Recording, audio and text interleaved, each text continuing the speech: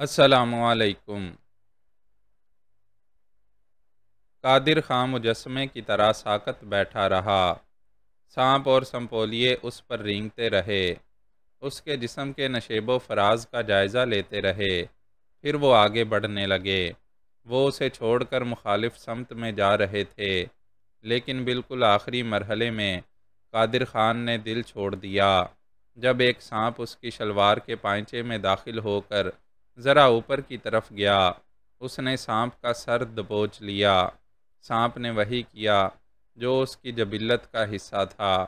اس نے پلک جھپکتے میں اپنے نوکیلے دانت قادر خان کی پنڈلی میں گاڑ کر زہر اس کے جسم میں انجیکٹ کر دیا۔ قادر خان کے ہونٹوں سے بے ساختہ دردناک کراہ نکلی۔ مجھے کوبرا کے جسم کا پچھلا حصہ دکھائی دے رہا تھا۔ اس کے جسم پر چھوٹے چھوٹے گول نشان تھے۔ اس کی دم کا ارتعاش لرزہ خیز آواز پیدا کر رہا تھا۔ میں نے اسے کھینچ کر قادر خان کے جسم سے جدا کیا اور دور تاریکی میں پھینک دیا۔ قادر خان نے گھٹنے کے پاس سے اپنی پنڈلی کو تھام رکھا تھا اور بری طرح تڑپ رہا تھا۔ اسے ایک جسیم سانپ نے کاٹا تھا اور یقیناً زہر کی ایک بڑی مقدار اس کے جسم میں داخل ہو چکی تھی۔ اس نے اپنے ہونٹ مضبوطی سے بھینچ لیے تھے اور پوری کوشش کر رہا تھا کہ کراہ کی آواز بلند نہ ہونے پائے۔ قادر کی قمیض کے نیچے شکاری چاقو موجود تھا۔ میں نے چاقو نکال کر اس کی شلوار کا پائنچہ اوپر تک کاٹ دیا۔ اسی کپڑے کی ایک لمبی پٹی علیحدہ کر کے میں نے زخم پر اوپر کی طرف کس کر باندھ دی۔ زخم کے ارد گرد کی جگہ حیرت انگیز تیزی سے سوجتی چلی جا رہی تھی۔ قادر خان کو فوری طبی امداد کی ضرورت تھی اور میرا اندازہ تھا کہ پارا ہاؤس کے نجی ہسپتال میں سانپ کے کانٹے کے انجیکشن وغیرہ موجود ہوں گے، لیکن یہ سب تو تب سوچا جا سکتا تھا جب ہم اس خلا سے نکل سکتے۔ ہم سے صرف 8-10 میٹر کی دوری پر قاتل دشمن موجود تھا۔ وہ مسلح تھا اور بے حد مشتعل بھی۔ میں پیچ و تاب کھا کر رہ گیا۔ میں نے رائفل کا سیفٹی کیچ ہٹایا اور سرگوشی میں قادر سے کہا، میں باہر جا کر دیکھتا ہوں۔ سخت تکلیف میں ہونے کے باوجود قادر نے مجھے ہاتھ سے روک لیا۔ نہیں شاہ زیب، ذرا انتظار کر لو۔ وہ ٹھیک کہہ رہا تھا۔ فی الحال ہمارا انتظار کرنا ہی بنتا تھا، کم از کم اس وقت تک جب تک دہانے کے قریب موجود افراد یہاں سے ٹل نہ جاتے۔ مگر اب انتظار کرنا مشکل تھا۔ قادر خان کو تیزی سے زہر چڑھ رہا تھا۔ اگر اس کی جان بچانا تھی تو پھر نکلنا ضروری تھا۔ ویسے بھی سانپوں سے بری ہوئی اس کھو میں زیادہ دیر ٹھہرنا بدترین مصیبت کو دعوت دینا تھا۔ میں نے اندازہ لگایا کہ قادر خان کا گلا بالکل خشک ہو گیا ہے۔ اسے پانی کی شدید ضرورت تھی، مگر پانی یہاں کہیں نہیں تھا۔ پتہ نہیں کیوں مجھے بشیرے اور اس کے ساتھی پر شدید طیش آنے لگا، جو دہانے سے ہٹنے کا نام نہیں لے رہے تھے۔ میں نے اپنے طور پر فیصلہ کیا اور قادر خان کے منع کرنے کے باوجود دہانے کی طرف رینگ گیا۔ ناگ ناگن بدستور ایک دوسرے سے لپٹے اپنے حال میں مست تھے۔ لگتا تھا کہ کوئی ان کے اوپر پاؤں رکھ کر بھی گزر جائے تو وہ شاید اسے اپنی مستی بھری مصروفیت کے سبب معاف کر دیں گے۔ میں ان کے پاس سے پیٹ کے بل رینگتا ہوا سوراخ تک پہنچ گیا۔ میں نے باہر جھانکا تو مجھے ایک ہیولہ نظر آیا اور کھنکارنے کی آواز سنائی دی۔ یقیناً یہ بشیرہ ہی تھا۔ اس کے چہرے کا صرف ایک رخ دکھائی دے رہا تھا، بھاری سیاہ مونچھیں اور ٹھوڑی پر کسی پرانے زخم کا گہرا نشان تھا۔ وہ 8 mm کی رائفل سونتے کھڑا تھا۔ اس کا رخ دوسری طرف تھا۔ اس کا کوئی ساتھی دکھائی تو نہیں دیا، لیکن یقینی بات تھی کہ وہ یہاں اکیلا نہیں ہے۔ میں زیادہ سوچ بچار کرنے کے موڈ میں نہیں تھا۔ جو ہوگا دیکھا جائے گا کہ مصداق میں نے باہر کی طرف کرالنگ کی۔ جس وقت میں سوراخ میں سے گزر رہا تھا، شکاری چاقو میرے دانتوں میں دبا ہوا تھا۔ یہ بڑے نازک لمحے تھے۔ اگر آہٹ پیدا ہوتی اور بشیرہ میری طرف مڑ کر دیکھ لیتا تو میرے پاس فائر کرنے کے سوا کوئی چارہ نہیں تھا۔ فائر کی آواز اس پورے گینگ کو اس ٹیلے کی طرف متوجہ کر سکتی تھی۔ میں فائر کرنا نہیں چاہتا تھا اور میری یہ مراد پوری ہوئی۔ میں رینگ کر سوراخ میں سے نکل آیا۔ یہی وقت تھا جب بشیرے کو خطرے کا احساس ہوا، لیکن تب تک بہت دیر ہو چکی تھی۔ میں رائفل نیچے رکھ چکا تھا اور چاقو دانتوں سے نکال کر ہاتھ میں لے چکا تھا۔ میں بلندی پر تھا، بشیرہ نیچے کھڑا تھا۔ میں نے اس پر پوری جست لگائی۔ میرے ہاتھ میں پکڑا ہوا دندانے دار چاقو دستے تک اس کے سینے میں گھس گیا۔ وہ اور میں اوپر نیچے گرے۔ میرے ہاتھ کی پشت پر گرم لہو کی پچکاری چلی۔ یہ بشیرے کا ہی خون تھا۔ بشیرے کی رائفل بھی اس کے ساتھ ہی ڈھلوان پر لڑکی۔ میں نے اس کے سینے پر گھٹنا رکھ کر دھنسا ہوا چاقو باہر کھینچا۔ 10-15 فٹ کے فاصلے پر بشیرے کا وہی ساتھی موجود تھا جس سے اس کی گفتگو چل رہی تھی۔ وہ چند سیکنڈ کے لیے سکتہ زدہ رہ گیا۔ اس سے پہلے کہ وہ سنبھلتا اور کوئی پکار بلند کرتا، میں نے دوسری جست لگائی اور اس پر جا پڑا۔ یہ ایک 20-22 سالہ نوجوان تھا۔ اس کی بدقسمتی یہ تھی کہ جب میں نے اس پر چھلانگ لگائی، وہ ڈھلوان پر کھڑا شلوار کا ازار بند باندھ رہا تھا۔ اس کے ہاتھ میں کچھ نہیں تھا۔ 8 mm رائفل زمین پر پڑی تھی۔ میں نے سب سے پہلے اس کا منہ ہی ڈھانپا۔ وہ ایک پلٹی کھا کر اوندے منہ میرے نیچے گرا۔ میں نے پشت کی جانب سے اس کے دل کا اور نشانہ بنانے کے لیے اپنا چاقو والا ہاتھ اوپر اٹھایا۔ بھرپور وار کرنے کے لیے چاقو کے دستے پر میری گرفت مضبوط تھی۔ انگوٹھا دستے کے آخری سرے پر تھا۔ یہاں پر بالکل وہی سین ہوا جو کبھی کبھی کرکٹ کے کھیل میں نظر آتا ہے۔ باؤلر گیند پھینکنے کے لیے اپنا ہاتھ اوپر اٹھاتا ہے، لیکن عین موقع پر گیند کا رخ یا اس کی لمبائی تبدیل کر دیتا ہے۔ بالکل آخری لمحات میں مجھے اپنے حریف کی صورت اور کم عمری پر ترس آیا۔ میں نے اس کی دل کی بجائے نیچے والی پسلیوں کو نشانہ بنایا۔ اس کی شدید مزاحمت یک لخت دم توڑ گئی۔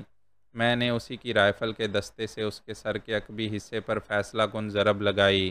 وہ ہوش و حواس سے بیگانہ ہو گیا۔ یہ ساری کارروائی بمشکل 10-12 سیکنڈ میں مکمل ہو گئی تھی۔ بشیرے کا جسم 2-3 بار تڑپ کر ساکت ہو چکا تھا۔ اس کے سینے سے ابلنے والا خون ڈھلوان پر رینگ رہا تھا۔ آنکھیں ساکت تھیں۔ اس کی آنکھوں میں وہی سرخ ڈورے تھے جو انسان کی عیش پرستی اور بول ہوسی کو ظاہر کرتے ہیں۔ اب وہ اپنی تمام آسودہ و ناآسودہ خواہشات سمیت عدم آباد کے سفر پر روانہ ہو چکا تھا۔ میں نے کرب و جوار میں نگاہ دوڑائی۔ ارد گرد کوئی دکھائی نہیں دیا۔ ہاں، کچھ فاصلے سے موٹر سائیکل کی پھڑپھڑاہٹ ضرور سنائی دے رہی تھی۔ قادر خان آ جاؤ، میں نے آواز دی۔ وہ سوراخ میں سے رینگ کر باہر نکل آیا۔ اس کا چہرہ پسینے میں نہایا ہوا تھا اور جلد کی رنگت گہری ہوتی جا رہی تھی۔ وہ شدید کرب میں تھا۔ پانی ملے گا؟ اس نے بمشکل کہا اور ڈھلوان پر لیٹ گیا۔ میں نے دوبارہ ارد گرد نگاہ دوڑائی۔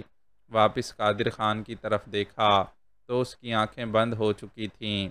وہ بے ہوش ہو گیا تھا۔ میں نے اسے کندھے پر اٹھایا اور جھاڑیوں کی آڑ لیتا ہوا ڈھلوان سے اترنے لگا۔ قادر کی رائفل میں نے اپنے کندھے پر لٹکا لی تھی۔ موٹر سائیکلز کی دور افتادہ آواز بتا رہی تھی کہ وہ لوگ کافی فاصلے پر دائیں طرف ہیں۔ میں نے بایاں رخ اختیار کیا کیونکہ سیدھا جاتا تو آگے ملٹری ایریا تھا۔ چوڑے چکلے قادر خان کو کندھے پر اٹھا کر چلنا آسان نہیں تھا، مگر میں جیسے تیسے حتی الامکان رفتار کے ساتھ آگے بڑھتا رہا۔ سردی کے باوجود جسم پسینے سے شرابور تھا۔ میرے ارد گرد جھاڑیوں اور ٹیلوں کے سوا اور کچھ نہیں تھا۔ اب دن کے 11 بج چکے تھے۔ کوہرا ختم ہو چکا تھا اور دھوپ میں چمک تھی۔ میں نے ایک جھنڈ میں رک کر ذرا دم لیا۔ قادر خان کو پشت کے بل ریتلی زمین پر لٹا دیا۔ اس کی آنکھیں بند تھیں اور رنگ سیاہی مائل ہونا شروع ہو گیا تھا۔ پنڈلی کا رنگ تو تقریباً سیاہ ہو چکا تھا۔ اس کی زندگی خطرے میں تھی۔ قریب ہی ایک چھوٹے سے شفاف گڑھے میں کسی پرانی بارش کا تھوڑا سا پانی موجود تھا۔ میں نے اپنے ہونٹ تر کیے اور کچھ پانی قادر کے بند ہونٹوں پر بھی ٹپکایا۔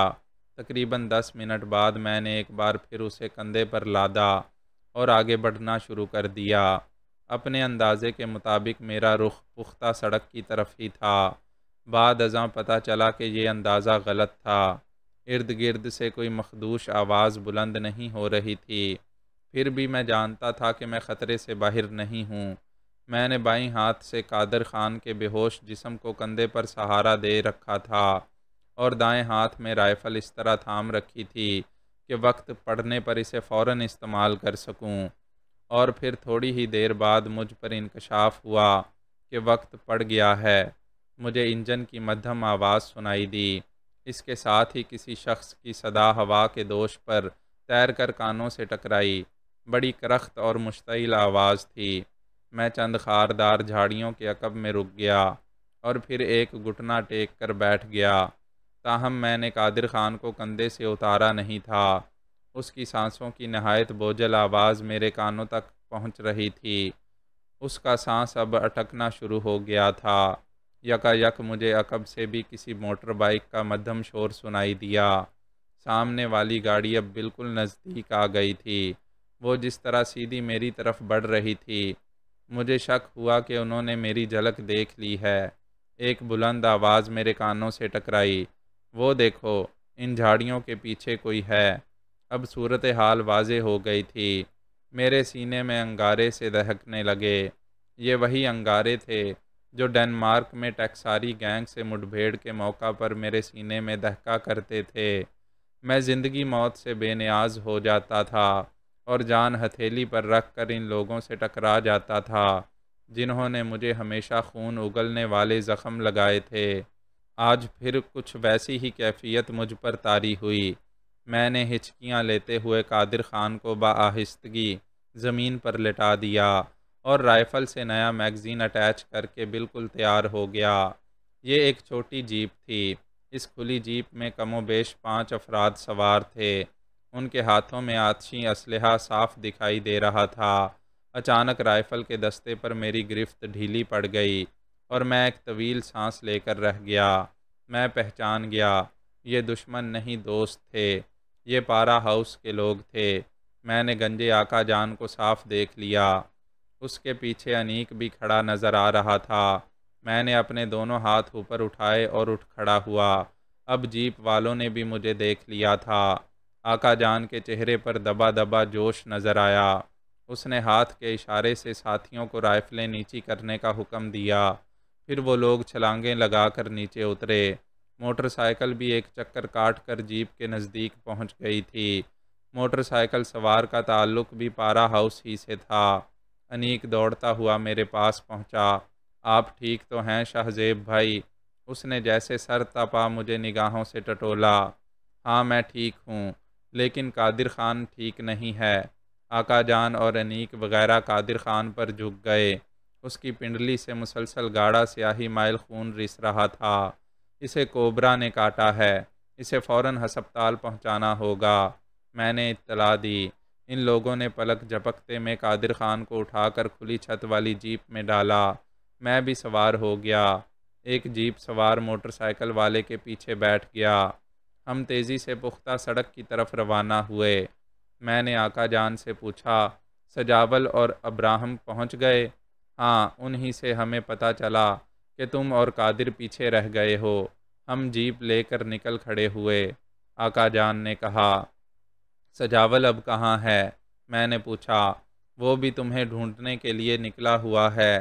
وہ 4 افراد دوسری گاڑی پر ہیں، ان کے ساتھ بھی ایک موٹر سائیکل ہے۔ اسی دوران میں دوسری موٹر سائیکل کی آواز بھی آنے لگی۔ یہ آواز دائیں جانب قریباً 1.5 فرلانگ کی دوری سے آ رہی تھی۔ آقا جان نے فوراً سیل فون پر رابطہ کیا۔ کچھ ہی دیر بعد ہم اس دوسری جیپ کے پاس پہنچ گئے جس پر سجاول وغیرہ موجود تھے۔ سجاول مجھے دیکھ کر گاڑی سے اتر آیا اور گلے لگا لیا۔ بے ہوش قادر خان کو دیکھ کر اسے بھی سخت تشویش ہوئی۔ میں نے مختصر لفظوں میں سجاول کو بتایا کہ قادر خان کے ساتھ کیا ہوا ہے۔ ہم مزید وقت ضائع کیے بغیر فوراً آگے روانہ ہو گئے۔ پختہ سڑک پر پہنچنے تک ہمیں ناقب اینڈ کمپنی سے مڈبھیڑ کا خدشہ رہا۔ لیکن سڑک پر پہنچنے کے بعد یہ خدشہ نہ ہونے کے برابر رہ گیا۔ ہم تیزی سے پارا ہاؤس کی طرف بڑھنے لگے۔ قادر خان کو تو ہسپتال میں داخل ہونا ہی تھا۔ پارا ہاؤس کے ڈاکٹروں نے مجھے بھی وہیں پر روک لیا۔ میرے جسم پر کندھے اور پیٹ کے بالائی حصے پر شدید جلن ہو رہی تھی۔ جب میرے کپڑے اتروا کر دیکھا گیا تو وہاں گہرے سرخ نشان دکھائی دیے جو نمایاں طور پر ابھرے ہوئے تھے۔ در حقیقت کھوہ کی تاریکی میں میرے جسم پر آزادانہ سانپ رینگتے رہے تھے، اور یہ بھی ممکن تھا کہ ان میں کچھ اور حشرات الارض بھی ہوں۔ بہرحال جسم پر نشان ڈاکٹروں کے لیے تشویش کا باعث تھے۔ وہ دیکھنا چاہ رہے تھے کہ ان نشانات کے اثرات زیادہ گہرے تو نہیں ہو رہے۔ مجھے انجیکشن لگایا گیا اور سرخ نشانات کو کسی مرہم کے ساتھ ٹریٹ بھی کیا گیا۔ ہلکا سا ٹمپریچر بھی محسوس ہو رہا تھا۔ میں سارا دن ہسپتال میں رہا۔ رات 8 بجے کے لگ بھگ ڈاکٹروں کی تسلی ہوئی اور انہوں نے میری جان چھوڑی۔ انیک بدستور میرے آس پاس ہی رہا۔ میں نے اس سے قادر خان کی طبیعت کے بارے میں پوچھا۔ اس نے کہا قادر خان کی حالت ٹھیک نہیں، وہ مسلسل بے ہوش ہے، کبھی کبھی اس کے دل کی دھڑکن بھی خراب ہو جاتی ہے۔ میں قادر خان کو دیکھنا چاہتا تھا، مگر انیک نے بتایا کہ وہ انتہائی نگہداشت میں ہے اور ڈاکٹر کسی کو اس سے ملنے نہیں دے رہے۔ پارا ہاؤس کے رہائشی حصے میں کیا پوزیشن ہے؟ میں نے پوچھا۔ رات کو یہاں سے نکلتے وقت حملہ آوروں نے شکیل دراب کو رہا کر دیا تھا۔ اس رہائی کے فوراً بعد اس نے پولیس بلا لی تھی۔ پولیس بھی رات کو اپنے طور پر کارروائی کرتی رہی ہے۔ پولیس افسروں کا خیال تھا کہ ابراہم کو اغوا کے بعد شاید سرحدی علاقے کی طرف لے جایا گیا ہوگا۔ یہ کسی کے گمان میں بھی نہیں تھا کہ وہ پارا ہاؤس سے بہت زیادہ دور نہیں گیا۔ جب سجاول اسے واپس لے کر پہنچا تو اصل صورتحال کا پتہ چلا۔ لاشوں وغیرہ کا کیا ہوا؟ وہ سب پولیس نے اپنی تحویل میں لے لیں۔ انہیں پوسٹ مارٹم کے لیے شہر بھیج دیا گیا ہے۔ شکیل دراب ابھی تک یہاں پر ہی ہے اور آج دوپہر تک قانونی کارروائی مکمل کرانے میں مصروف تھا۔ اس کی موجودگی میں پولیس کی زبردست دوڑیں لگی رہی تھیں۔ میں اور انیک ہسپتال سے باہر نکلنے کے لیے راہداری میں آ گئے تھے جب ہسپتال کے عملے میں کھلبلی سی نظر آئی۔ انیک نے ایک بندے سے پوچھا تو پتہ چلا کہ شکیل دراب اب میری خبر گیری کے لیے آ رہا ہے۔ چند ہی سیکنڈ بعد وہ دکھائی دے دیا۔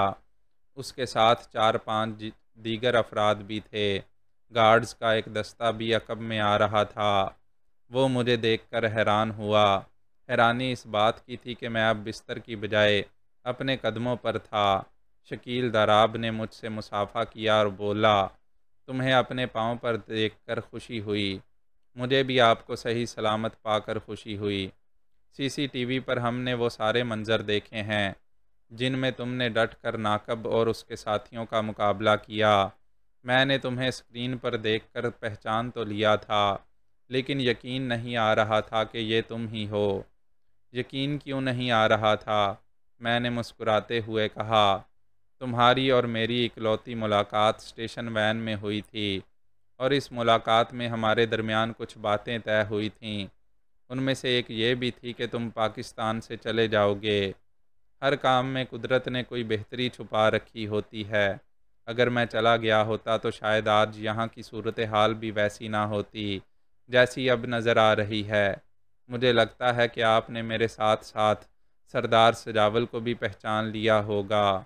نہیں، میں نے بس سجاول کا نام سنا ہوا تھا، کبھی اس سے ملاقات نہیں ہوئی تھی۔ یہ تو آج ہی پتہ چلا ہے کہ یہ وہی سجاول ہے جس کا نام چاند گڑی وغیرہ میں لیا جاتا ہے۔ شکیل دراب کا رویہ دوستانہ نظر آ رہا تھا، لیکن میں جانتا تھا کہ یہ شخص ان مفاد پرست سیاست دانوں میں سے ہے جو اپنے مطلب کے بغیر کسی کے سلام کا جواب دینا بھی پسند نہیں کرتے۔ میں اور انیک شکیل دراب کے ساتھ پارا ہاؤس کے رہائشی حصے میں پہنچے۔ کل رات ہلاک ہو جانے والے افراد کا دکھ تو پارا ہاؤس کی فضا میں محسوس کیا جا سکتا تھا، لیکن اس کے ساتھ ابراہم کی بحفاظت بازیابی کی خوشی بھی دکھائی دے رہی تھی۔ پارا ہاؤس کی وسیع و عریض نشست گاہ میں کافی لوگ موجود تھے۔ ان میں بڑے صاحب کے علاوہ آقا جان، ابراہم، اور ابراہم کا بڑا بھائی کمال احمد بھی تھا۔ کمال احمد ابراہم کی نسبت قدرے صحت مند تھا، شکل سے وہ بھی شریف النفس اور کسی حد تک دیندار نظر آتا تھا، یعنی دونوں بیٹے اپنے باپ بڑے صاحب کا الٹ دکھائی دیتے تھے۔ میں نے بڑے صاحب کو ادب سے سلام کیا۔ بڑے صاحب نے مالے زبان میں کچھ کہا، جس کا ترجمہ کرتے ہوئے مترجم نے بتایا، عزت مآب کا کہنا ہے کہ تم نے چھوٹے صاحب کو حملہ آوروں کے چنگل سے نکالنے کے لیے جس طرح سجاول صاحب کی مدد کی، وہ تمہارے بہت شکر گزار ہیں اور تمہاری اس خدمت کو قدر کی نگاہ سے دیکھتے ہیں۔ میں نے پھر بڑی عاجزی سے شکریہ ادا کیا۔ بڑے صاحب نے مجھے ہاتھ کے اشارے سے ایک نشست پر بیٹھنے کی ہدایت کی۔ میں عقبی نشست پر بیٹھ گیا۔ سجاول کو یہاں بڑی اہم جگہ ملی ہوئی تھی۔ وہ ابراہم کے بالکل ساتھ ایک شاندار کرسی پر براجمان تھا۔ مجھے سجاول کے ہاتھ میں نیلم کے پتھر والی ایک انگوٹھی نظر آئی۔ نیلم اتنا شاندار تھا کہ دور ہی سے چمکارے مار رہا تھا۔ میں نے انیک کے کان میں سرگوشی کرتے ہوئے کہا، یہ انگوٹھی پہلے تو سجاول کی انگلی میں نہیں تھی، یہ اب اس کی انگلی میں تشریف لائی ہے۔ پارا ہاؤس کی بڑی بیگم نے خوش ہو کر اسے انعام میں دی ہے۔ مجھے لگتا ہے کہ انگوٹھی دیتے ہوئے بڑی بیگم نے کوئی اور بات بھی کہی ہوگی۔ کیسی بات؟ ویسی ہی جیسی کہانیوں میں ہوتی ہے، یا پھر گل بقولی یا ہزار داستان جیسی فلموں میں۔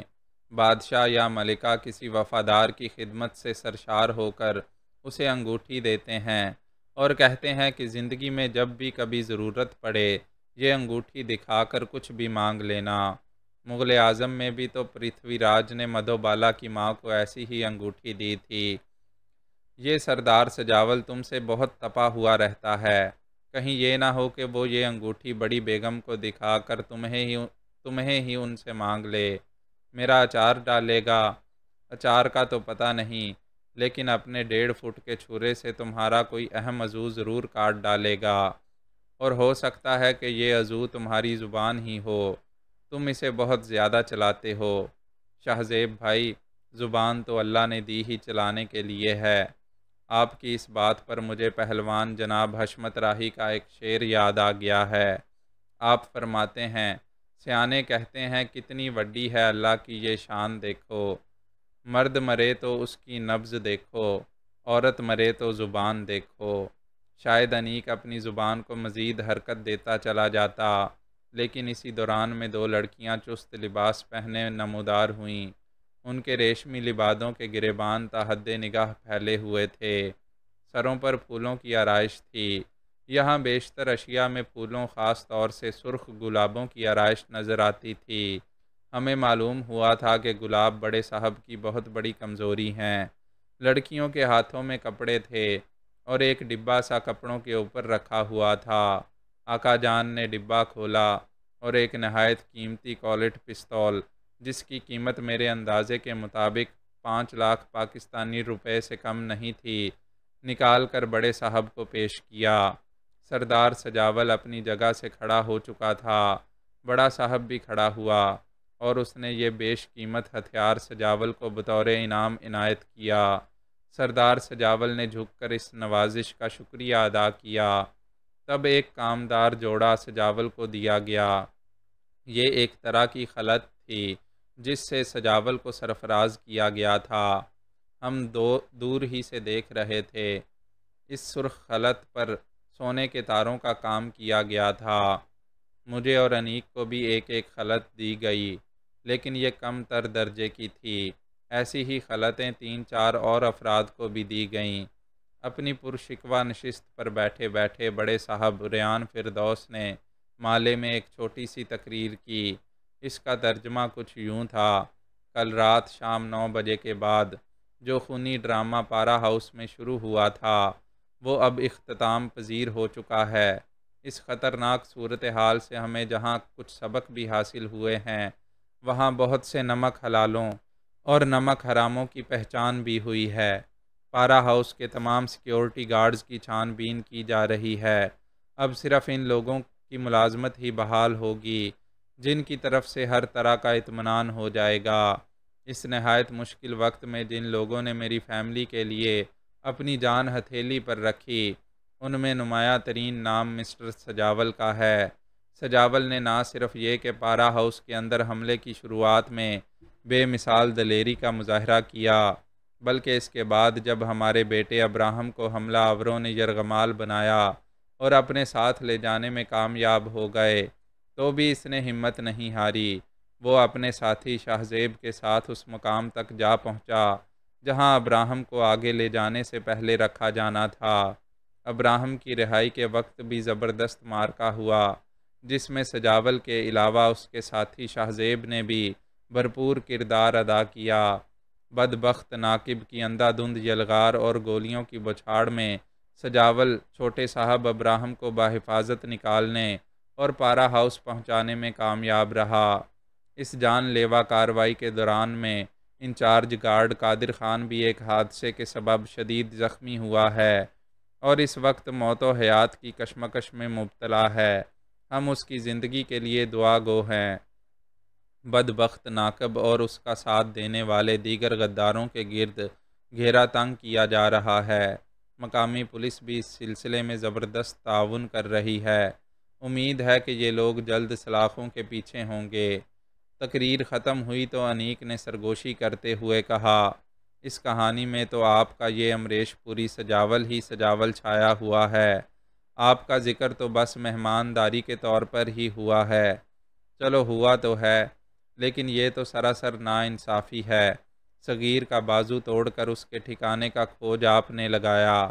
وہاں ہونے والی لڑائی میں آپ نے اپنی جان خطرے میں ڈالی اور پل پر حملہ آوروں کو روکا تاکہ یہ امریش پوری سجاول ابراہیم کو حفاظت سے لے کر نکل سکے، لیکن اس بات کا کہیں ذکر ہی نہیں۔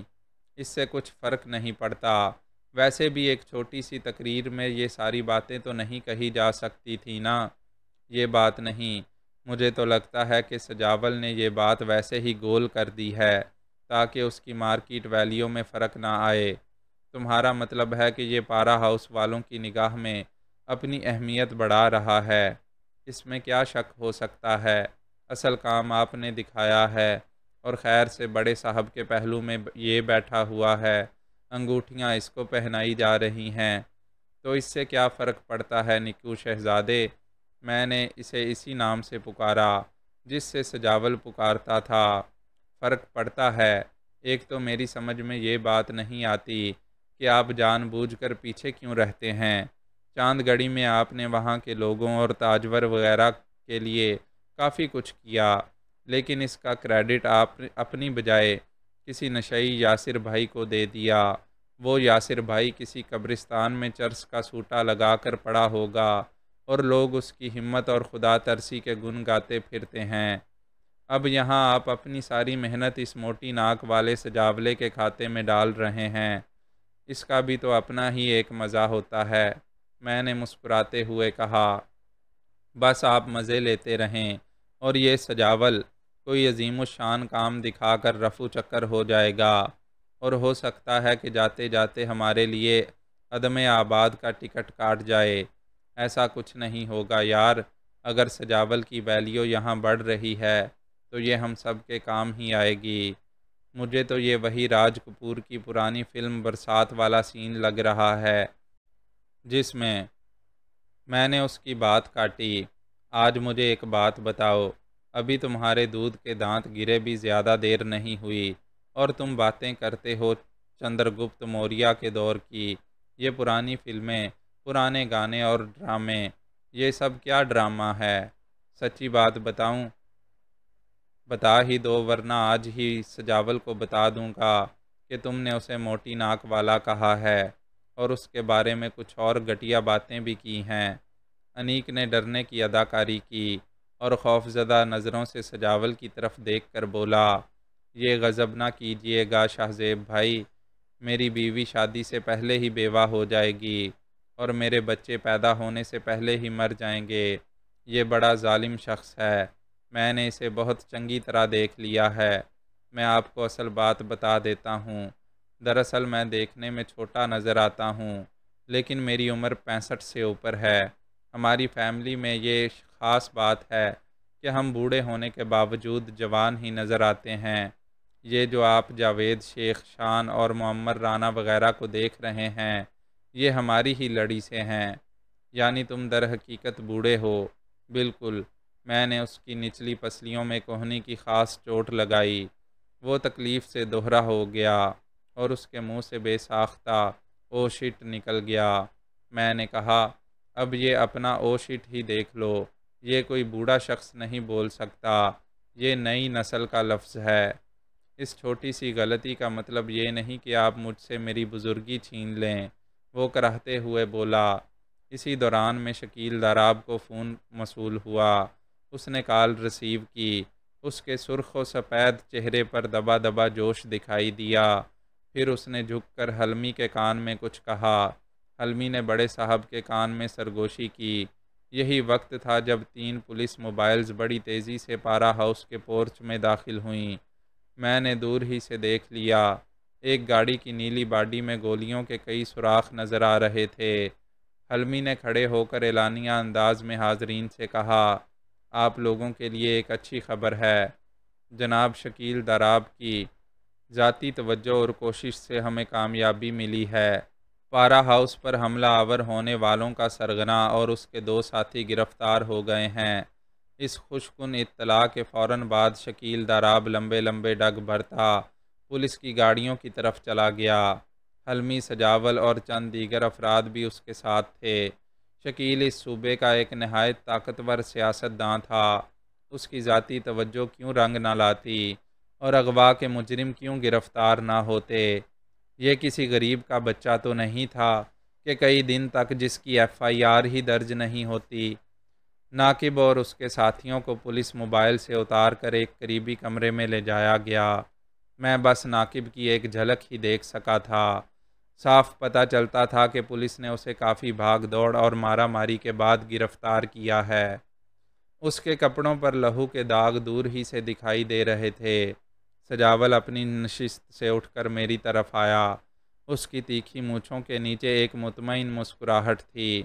اب کیا ارادے ہیں؟ میں نے سجاول سے پوچھا۔ ارادے کیا ہیں؟ فی الوقت تو ہم پارا ہاؤس کے ہی مہمان ہیں۔ انیک بولا، ہم تو شاید مہمان ہیں، لیکن آپ تو یقیناً مہمان خصوصی ہیں۔ انیک کے لہجے میں چھپے ہوئے طنز کو محسوس کر کے سجاول کے تیور بگڑنے لگے، لیکن میں نے فوراً بات بدل دی۔ اب کہاں جانا ہے ہمیں؟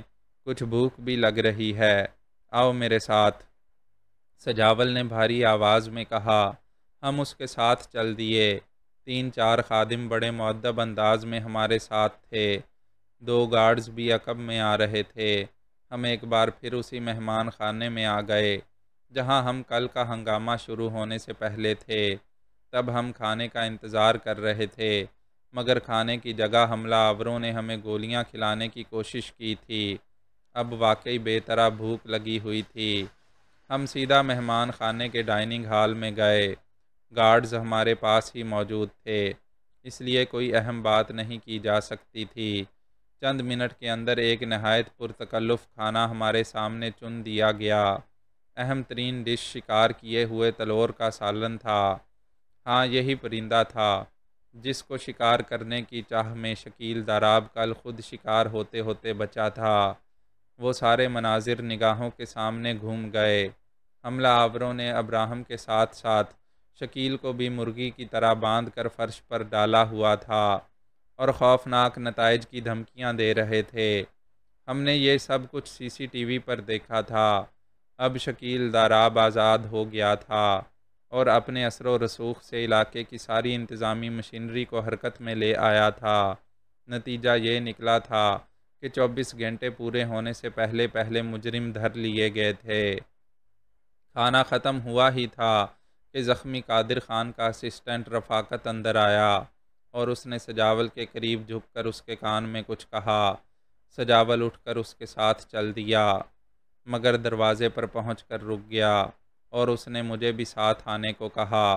ہم چند راہداریوں سے گزرے۔ کل والے خونی ہنگامے کے بعد پورے پارا ہاؤس میں ریڈ الرٹ کی سی کیفیت تھی۔ بیشتر دروازے مقفل تھے، صرف ضروری راستے کھلے رہنے دیے گئے تھے۔ گارڈز پوری طرح چوکس تھے اور نگرانی والے کیمرے اپنا کام کر رہے تھے۔ ہم پارا ہاؤس کے رہائشی حصے میں داخل ہوئے۔ ایک کمرے میں سنبل ہماری منتظر تھی۔ وہ کل شام سج سنور کر اس عالیشان محل میں پہنچی تھی۔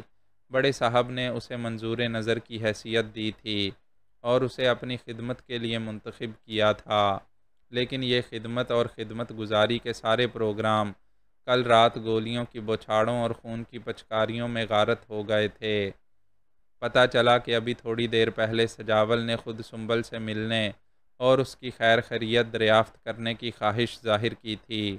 بڑے صاحب نے اس کی درخواست مانتے ہوئے اسے یہاں سنبل کے پاس بھیج دیا تھا۔ سنبل اب کل والے زرق برق لباس کی بجائے ذرا دھیمے رنگوں والے کپڑوں میں نظر آ رہی تھی۔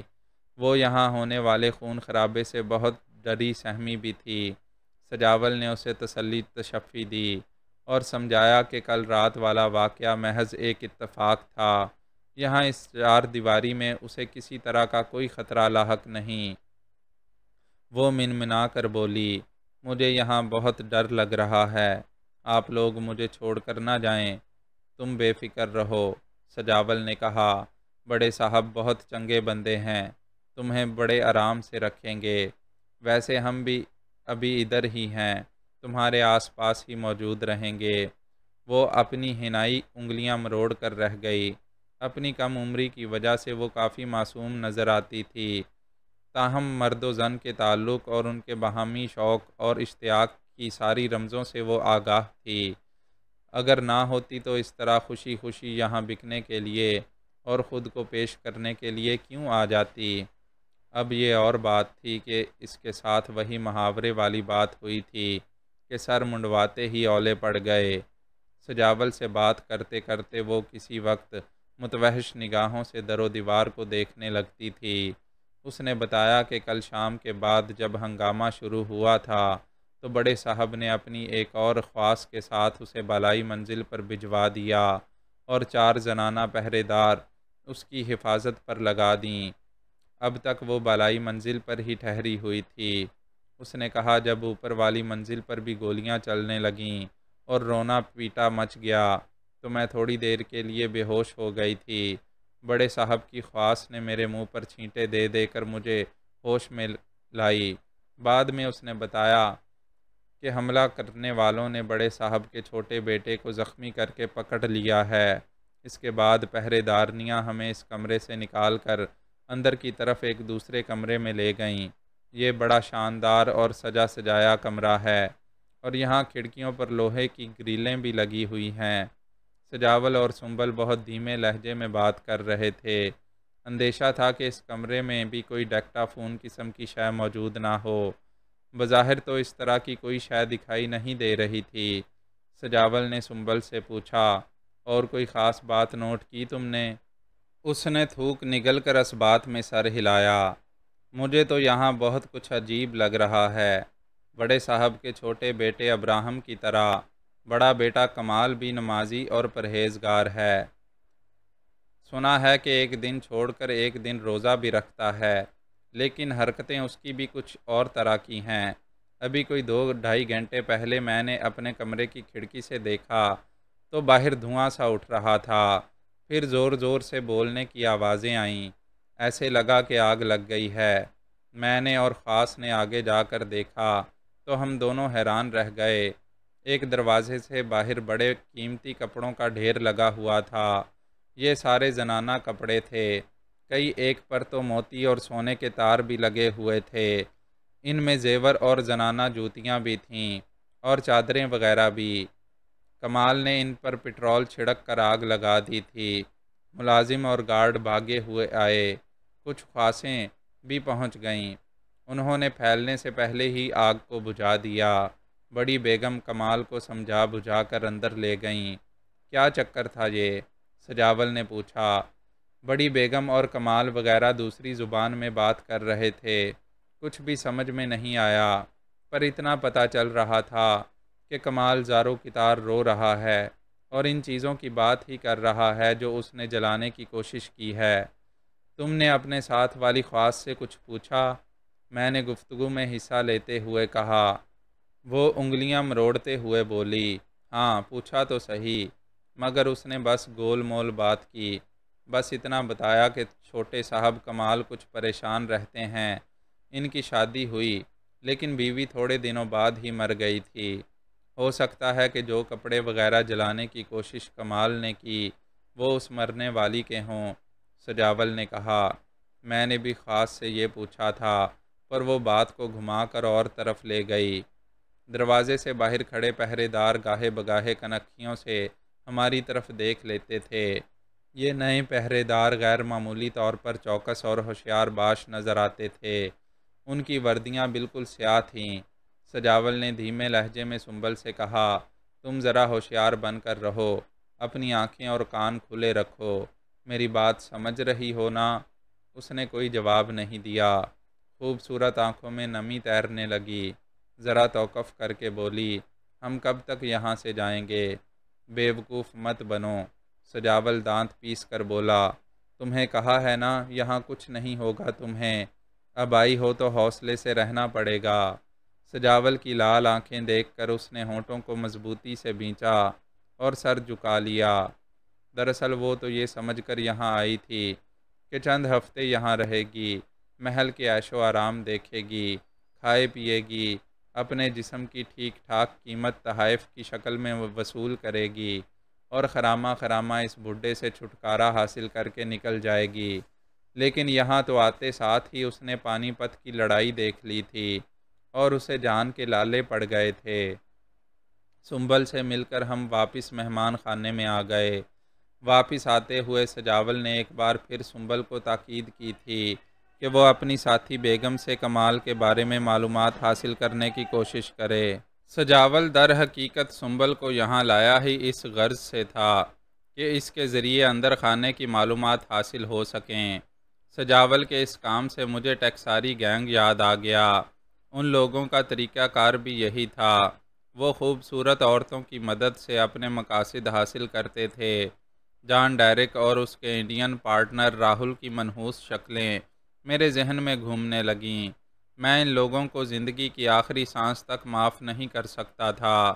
لڑائی میں جو وقفہ ہوا تھا عارضی تھا، اس عارضی وقفے میں بھی جان ڈیرک کا تصور اکثر میرے دماغ کے کچوکے لگاتا رہتا تھا۔ انہوں نے میرے جان سے پیارے دوست مامون اور اس کی محبوبہ انیتا کو اس وقت گولیوں سے چھلنی کیا تھا جب وہ بڑے ارمانوں سے اپنے جمنازیم کا افتتاح کرنے والے تھے۔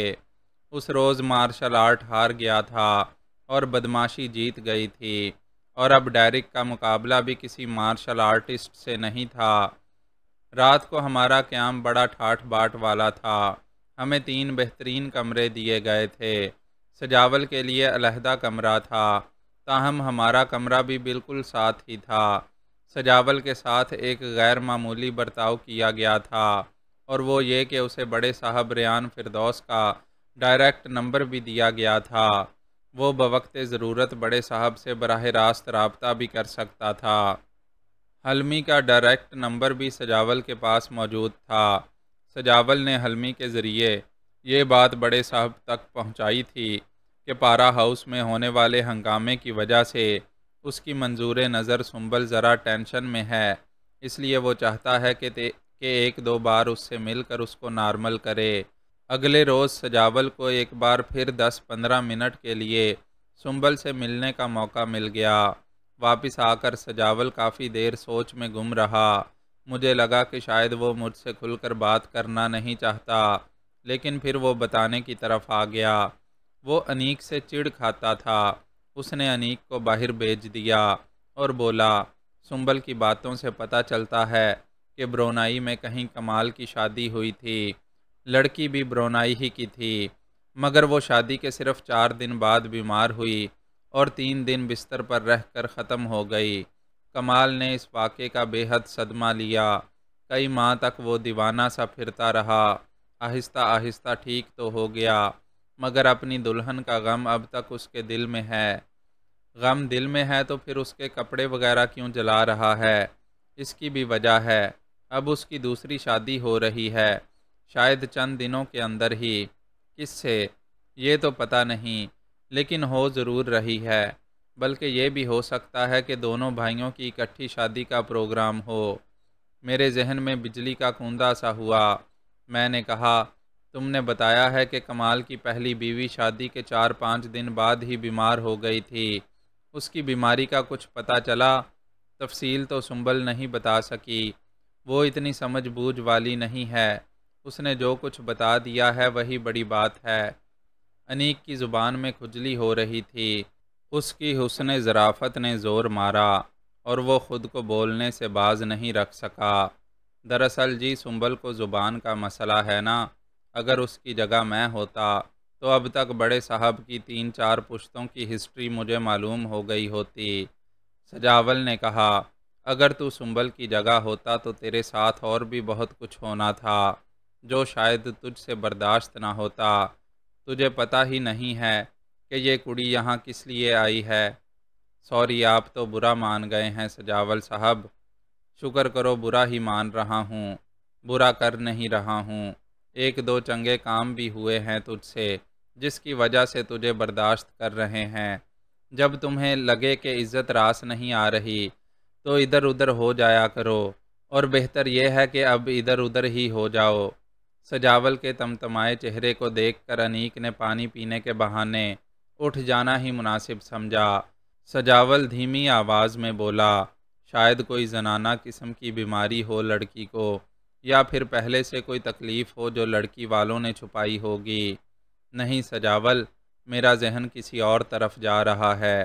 ہمیں معلوم ہے کہ یہاں پارا ہاؤس میں لانے کے لیے کچھ لڑکیوں کو تیار کیا جا رہا ہے، شاید 2 یا 3 لڑکیوں کو، اور ان میں سے ایک وہ بھی ہے جس کا نام زینب ہے، اور جو یہاں سے بہت فاصلے پر اپنے گاؤں چاند گڑھی میں ہنسی خوشی رہ رہی ہے۔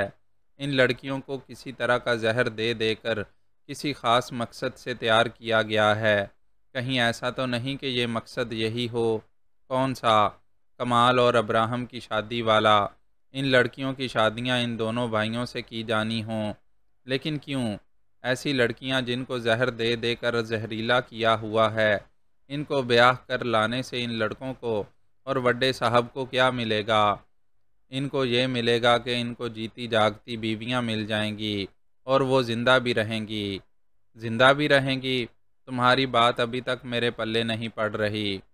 سجاول اپنی تمام تر دانشمندی کے باوجود ابھی تک بات کی تہہ تک نہیں پہنچ رہا تھا۔ مجھے سگریٹ کی طلب محسوس ہو رہی تھی۔ میں نے سگریٹ سلگاتے ہوئے کہا، کمال کی پہلی بیوی اپنی شادی کے صرف 4 دن بعد بستر سے جا لگی اور مر گئی، لیکن اب یہ ہونے والی بیوی شاید بچ جائے، اور اس لیے بچ جائے کہ یہ امیون ہے، اس کے اندر بھی زہر موجود ہوگا۔ سجاول کی آنکھیں حیرت سے کھلی رہ گئیں، چہرے کا رنگ بدل گیا۔ وہ سرسراتی آواز میں بولا، تم کیا کہنا چاہتے ہو شاہی؟ تمہارا مطلب ہے کہ یہ دونوں لڑکے بھی زہریلے ہیں؟ میں نے اس بات میں سر ہلایا اور سگریٹ کا کش لے کر دھواں کھڑکی کی جانب چھوڑا۔ کھڑکی سے باہر رات اپنے لمبے پر پارا ہاؤس کے در و دیوار پر پھیلا چکی تھی۔ روشنیاں در و دیوار کو اجاگر کر رہی تھیں۔ بلند باؤنڈری وال پر سرچ لائٹس چکراتی تھیں، اور پھولوں سے گھری ہوئی روشوں پر گارڈن کیمپس دودیا اجالا بکھیر رہے تھے۔ سجاول نے اٹھ کر کمرے کے اندر ہی چند قدم چہل قدمی کی اور دوبارہ میرے سامنے بیٹھتے ہوئے بولا، تمہارا مطلب ہے کہ یہ دونوں لڑکے عام نہیں ہیں، ان کے خون میں زہر ہے، اور اس زہر کی وجہ سے ہی کمال کی بیوی مری تھی۔ لگ تو یہی رہا ہے۔ شادی کے بعد میاں بیوی ایک دوسرے کے بالکل قریب آ جاتے ہیں، پہلے سے ایک دوسرے کو نہ بھی جانتے ہوں تو بھی چند دنوں میں برسوں کا فاصلہ طے ہو جاتا ہے۔ شادی کے چند دن بعد ہی کمال کو اپنی دلہن کی جدائی سہنا پڑی۔ وہ ابھی تک اسے پوری طرح بھول نہیں پایا۔ اس نے اب تک اس کے ذاتی استعمال کی چیزیں سنبھال کر رکھی ہوئی تھیں، اور اب انہیں جلانے کی کوشش کر رہا ہے۔ سجاول نے کہا، ظاہر ہے جو کچھ سنبل بتا رہی ہے اس سے تو یہی پتہ چلتا ہے کہ کمال اور ابراہم دونوں کی شادی ہو رہی ہے۔ اپنی دوسری شادی سے پہلے کمال ڈپریشن میں ہے اور پہلی بیوی کی یادوں سے پیچھا چھڑانا چاہتا ہے۔ کمرے میں گمبھیر خاموشی طاری ہو گئی۔ ہم دونوں ہی اپنی اپنی جگہ سوچ رہے تھے۔ اور سوچنے کے لیے سب سے اہم بات یہ تھی کہ اگر دونوں بھائیوں کے جسموں کے اندر واقعی کوئی خطرناک زہر موجود ہے تو کیوں ہے؟ کیا وہ پیدائشی طور پر ایسے ہیں، یا ان کے ساتھ بعد میں کوئی مسئلہ ہوا ہے، یا پھر یہ اسی دشمنی کا نتیجہ ہے جس کا ذکر بار بار سننے میں آ رہا ہے؟ مجھے زینب کے بارے میں بھی پریشانی لاحق ہو رہی تھی۔ اپنے والد مولوی فدا کی موت کے بعد وہ لاوارثوں کی طرح ہو گئی تھی۔ اس کی سوتیلی ماں اس کا بہت خیال رکھ رہی تھی، لیکن عالمگیر اور پیر ولایت جیسے فتنہ سازوں سے ٹکر لینا اس کے بس میں کہاں تھا۔ انیک نے مجھے بتایا تھا کہ وہ اسلام آباد کے ہسپتال میں ابھی تک زیر علاج ہے، اور وہاں اس کی حفاظت کے لیے پولیس کا گارڈ بھی موجود ہے، مگر تازہ ترین صورتحال جاننا چاہتا تھا۔ ہماری نئی معلومات کے مطابق 4-5 دن تک پارا ہاؤس میں 2-3 لڑکیاں پہنچنے والی تھیں، اور ان میں سے ہی 2 لڑکیوں کو بڑے صاحب کے دونوں بیٹوں کی دلہنیں بننا تھا۔ سوال یہ تھا کہ کہیں زینب بھی تو ان میں شامل نہیں؟